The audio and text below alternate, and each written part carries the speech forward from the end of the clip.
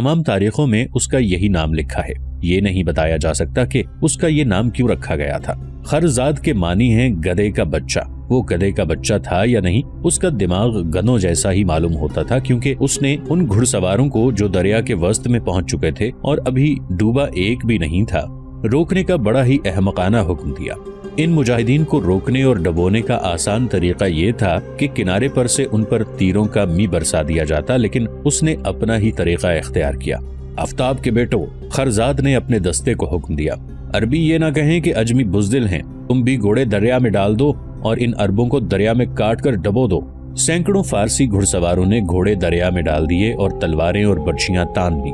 अब सैलाबी दरिया में मारका लड़ा जाना था, लेकिन मुसलमानों के सिपहसालार आसिम बिन अम्र ने अपना दिमाग हाजिर रखा।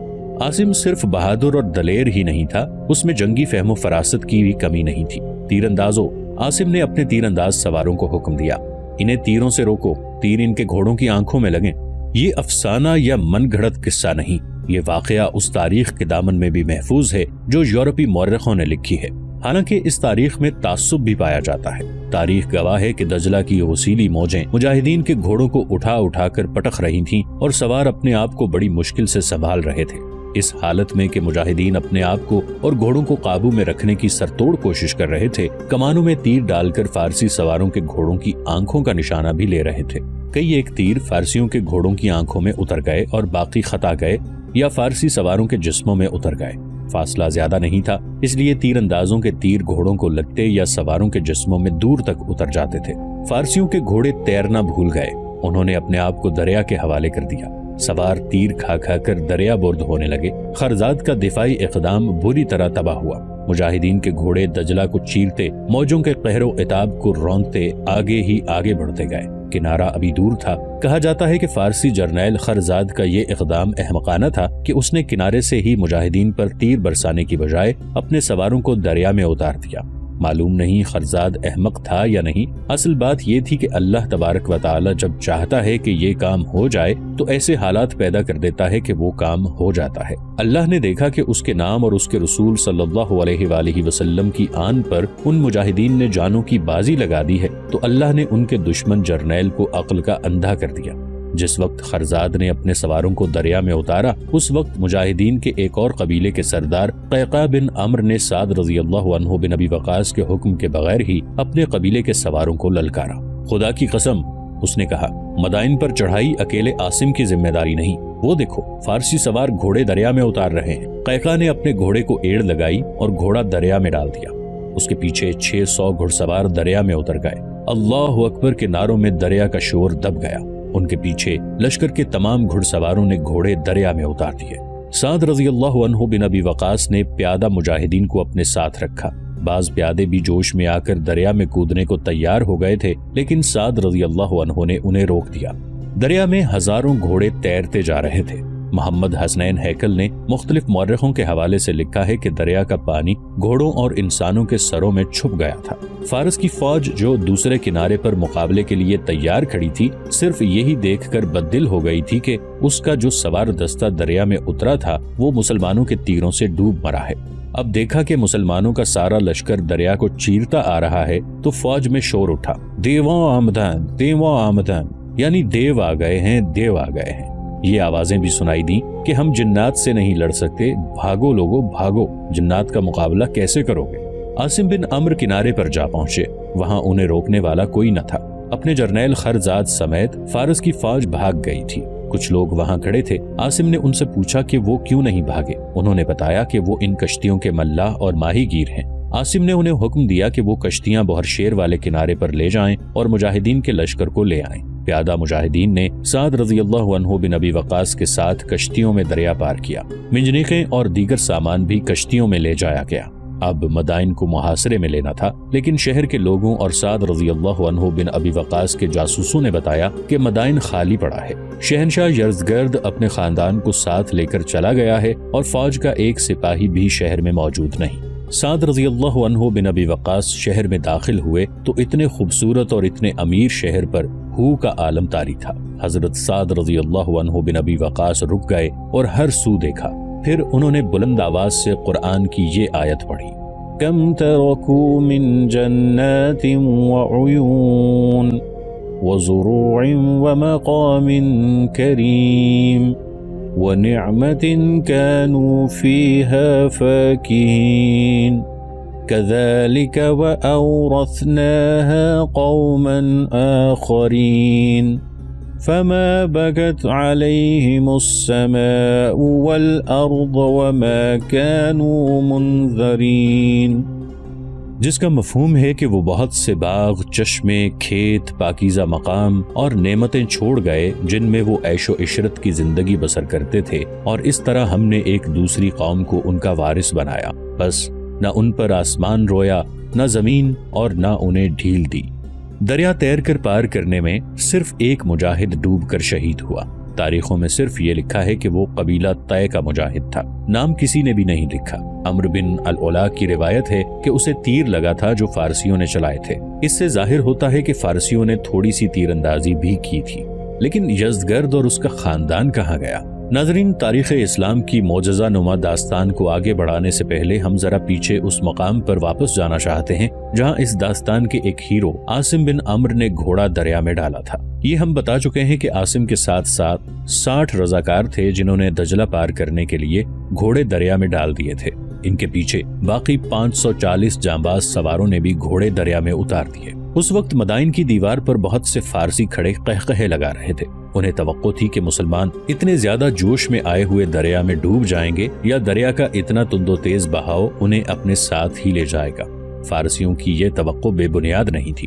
مسلمان ایک معجزہ کر دکھانے کی کوشش کر رہے تھے جو بظاہر ناممکن نظر آ رہا تھا. دیوار پر کھڑے فارسیوں کے اس ہجوم سے الگ تھلگ ایک آدمی کھڑا تھا جس نے اپنے سر پر اس طرح ایک کپڑا ڈال رکھا تھا کہ اس کا چہرہ بھی نظر نہیں آتا تھا. وہ دوسروں کی طرح ہنس نہیں رہا تھا. اس کے ہونٹوں پر ہلکا سا تبسم بھی نہیں تھا بلکہ چہرے پر سنجیدگی تھی، اور سنجیدگی میں اداسی اور مایوسی کی جھلک نمایاں تھی. ایک عورت تھی جس کے چہرے پر نقاب تھا. تیز تیز چلتی اس کے قریب آ رکی. یہاں کھڑے کیا کر رہے ہو یزدی؟ عورت نے اس سے پوچھا. تم حوصلہ کیوں ہار بیٹھے ہو؟ تم چلی کیوں نہیں جاتی ماں؟ اس نے کہا. سب جا چکے ہیں، تم بھی یہاں سے چلی جاؤ. تمہیں اکیلا چھوڑ کر کیسے چلی جاؤں بیٹا؟ اس نے عورت کی طرف دیکھا اور بولا کچھ بھی نہیں. وہ یزدگرد تھا، شہنشاہ فارس، اور یہ عورت اس کی ماں نورین تھی. یزدگرد شاہی لباس میں ملبوس نہیں تھا. لباس سے وہ بالکل ہی عام سا شہری لگ رہا تھا. اس نے چہرہ چھپا رکھا تھا.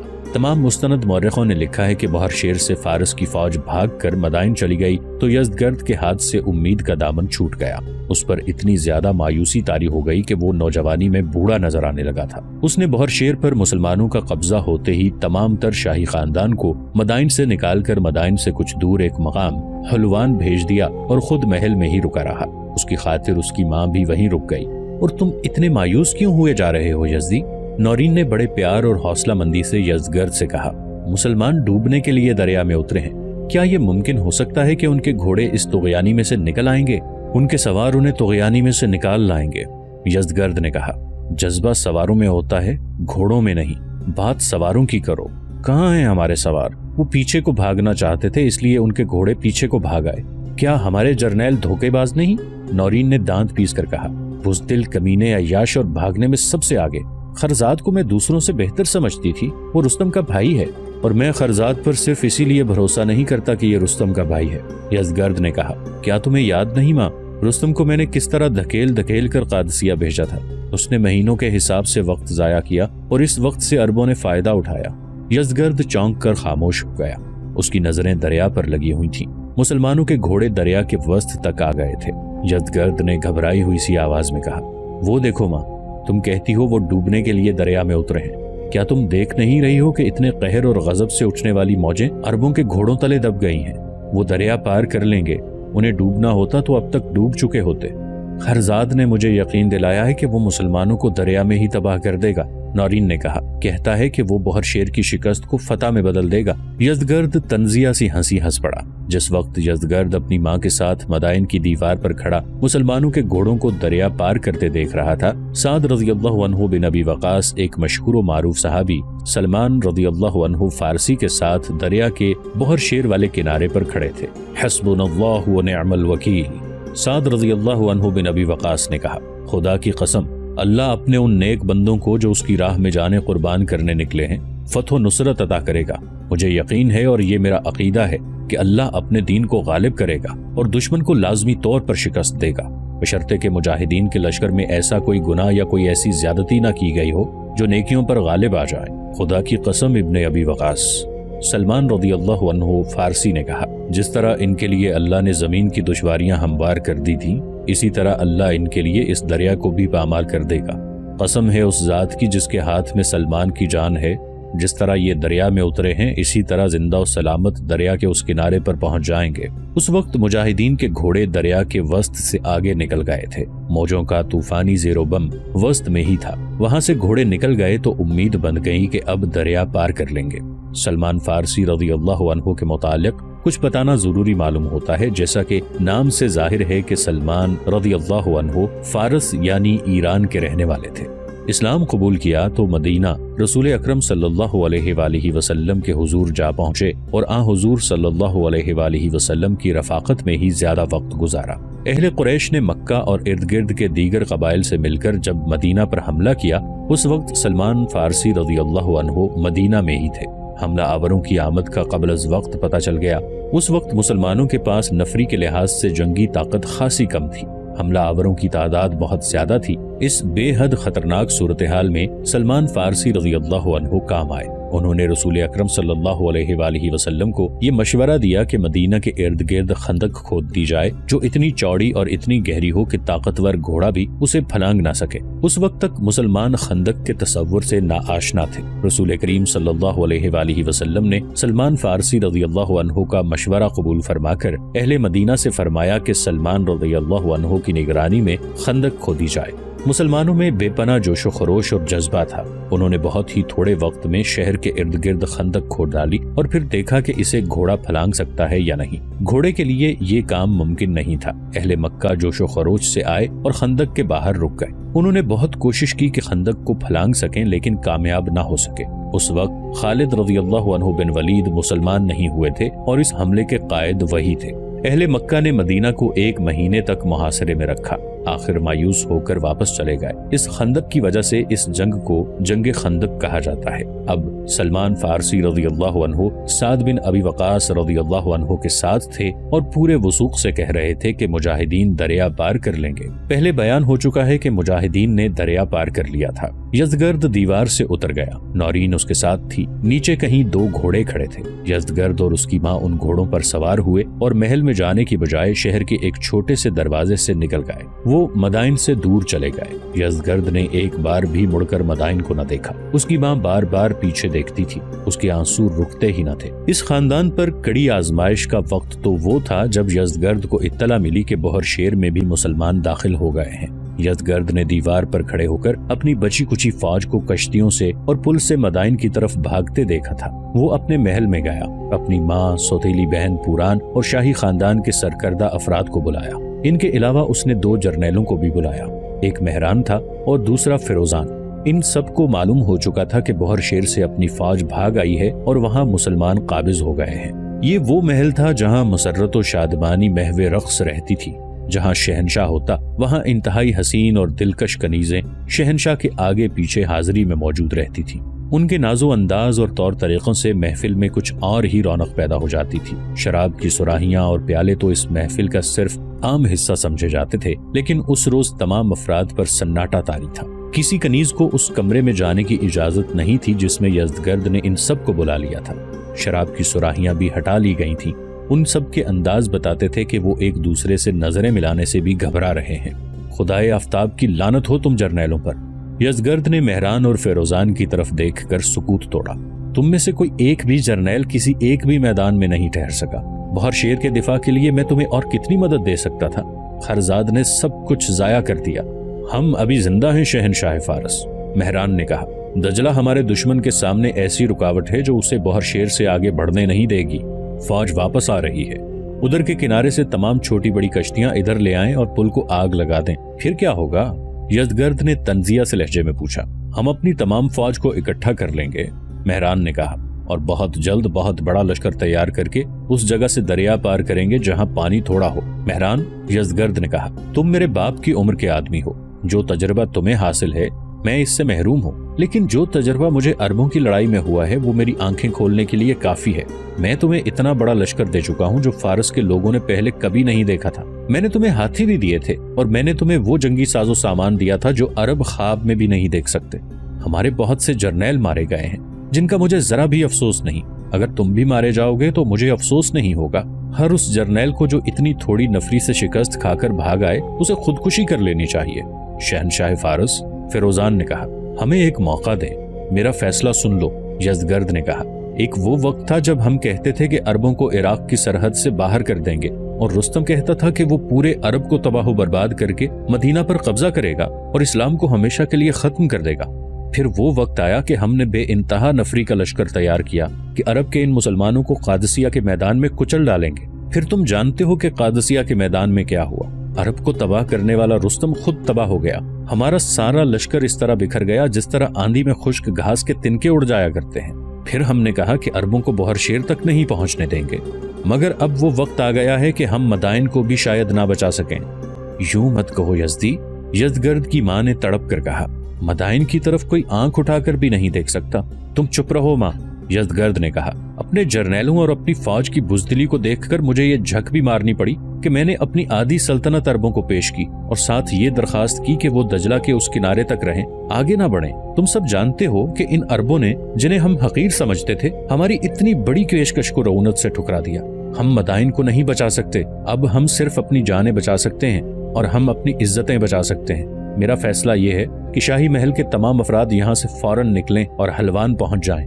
ہم اپنی فوج کے ساتھ یہی رہیں گے، مہران نے کہا۔ یہاں کوئی نہیں رہے گا، یزدگرد نے کہا۔ مدائن خالی کر دیا جائے، بہر شیر والے کنارے پر کوئی ایک ٹوٹی پھوٹی کشتی بھی نہ رہنے دی جائے، پل کو آگ لگا دی جائے، کوئی ایک بھی کنیز ہمارے ساتھ نہیں جائے گی۔ تمام تر شاہانہ جاہو جلال اور عیش و عشرت مدائن میں ہی رہے گی، فوج مدائن میں نہیں رہے گی۔ نہیں شہنشاہ فارس، فیروزان نے کہا، فوج کو مدائن میں رہنا چاہیے۔ مسلمان دجلہ سے آگے نہیں آ سکتے۔ مسلمان دجلہ سے آگے آ سکتے ہیں، یزدگرد نے پرزور لہجے میں کہا، اور وہ آئیں گے۔ میری کوئی حس بتا رہی ہے کہ عرب کے یہ مسلمان جو یہاں تک پہنچ گئے ہیں دجلہ پار کر لیں گے۔ اگر ان میں اتنی ہمت نہ ہوتی تو میری آدھی سلطنت کی پیشکش کو فوراً قبول کر لیتے۔ کسی بھی مورخ یا مبصر نے نہیں لکھا کہ یزدگرد نے مدائن کیوں خالی کر دیا تھا۔ اس سے آگے جو واقعات اور معرکے سامنے آئے ان سے یہ ظاہر ہوتا ہے کہ یزدگرد آگے جا کر پوری تیاری کے بعد مسلمانوں سے ٹکر لینا چاہتا تھا۔ بحیثیت مسلمان ہم یہ کہہ سکتے ہیں کہ اللہ نے جو کرنا تھا اس کے لیے حالات خود ہی پیدا ہوتے چلے جا رہے تھے۔ یہاں ہم پھر یاد دلاتے ہیں کہ مدائن کا یہ محل وہ محل تھا جس میں خسرو پرویز نے رسول اکرم صلی اللہ علیہ وآلہ وسلم کا پیغام حق اور اسلام قبول کرنے کا دعوت نامہ بڑی رعونت سے پھاڑ کر پرزے پرزے کیا، انہیں ہتھیلی پر رکھ کر زور سے پھونک ماری اور پرزے اڑا دیے تھے۔ رسول کریم صلی اللہ علیہ وآلہ وسلم کو اطلاع ملی تو آپ نے فرمایا تھا کہ سلطنت فارس اسی طرح ٹکڑے ٹکڑے ہو کر بکھر جائے گی۔ اللہ نے اپنے رسول صلی اللہ علیہ وآلہ وسلم کا یہ فرمان پورا کرنا تھا، اور رسول اللہ صلی اللہ علیہ وآلہ وسلم کے دو صحابہ کرام سعد رضی اللہ عنہ بن ابی وقاص اور سلمان رضی اللہ عنہ فارسی کا یقین محکم سے کہنا کہ اللہ ہمیں فتح و نصرت سے نوازے گا رائے گاں جانے والا نہیں تھا۔ یزدگرد کا مدائن کو خالی کر جانا اور اپنی تمام تر دولت وہیں چھوڑنا ایک ثبوت ہے کہ اس کی ہمت تو جواب دے ہی گئی تھی، اس کی عقل پر بھی پردہ پڑ گیا تھا۔ شاہی خاندان کا وہاں سے نکلنا اور وہ بھی ضرورت کی چند ایک اشیاء ساتھ لے کر نکلنا اس خاندان کے لیے کوئی معمولی واقعہ نہیں تھا۔ پران پر ایسی خاموشی طاری تھی جیسے اس کی زبان بولنے سے معذور ہو گئی ہو اور دماغ سوچنے کے قابل نہ رہا ہو۔ نورین کا چہرہ بے تاثر تھا۔ اس کے سامنے ایک تو سلطنت فارس تھی جس کی وہ مادر ملکہ رہی تھی، اور دوسرا اس کا اکلوتا بیٹا تھا جسے وہ سلطنت فارس کی قیمت دے کر بھی زندہ و سلامت دیکھنا چاہتی تھی۔ پھر بہت سی نوجوان اور ایک سے بڑھ کر حسین کنیزیں تھیں، انہیں پیچھے چھوڑا جا رہا تھا۔ جب شاہی خاندان کے تمام افراد محل سے نکلے تو یہ کنیزیں راستے میں کھڑی آنسو بہا رہی تھیں۔ شاہی خاندان کا ہر ایک فرد مدائن سے نکل گیا، صرف یزدگرد پیچھے رہ گیا اور اس کے ساتھ اس کی ماں رہ گئی۔ یزدگرد نے جب مسلمانوں کو دجلہ پار کرتے دیکھا تو وہ بھی اپنی ماں کے ساتھ مدائن سے نکل گیا۔ اس کے بعد جس طرح مسلمانوں نے دجلہ پار کیا وہ ہم بیان کر چکے ہیں۔ سعد رضی اللہ عنہ بن ابی وقاص اپنے ساتھیوں کے ساتھ مدائن کے محل کی طرف چلے تو اس وقت مورخوں کے مطابق ان کے چہروں پر ایسا تاثر تھا جیسے انہیں یقین نہ آ رہا ہو کہ اس قدر خوبصورت اور اتنا قیمتی شہر مسلمانوں کے قدموں میں پڑا ہے۔ عرب کے صحرا میں پل کر جوان ہونے والے ان مجاہدین نے کبھی خواب میں بھی ایسا جنت نظیر شہر نہیں دیکھا تھا۔ عمارتیں ایسی جیسے دنیا بھر کی دولت ان کی تعمیر پر صرف کر دی گئی ہو۔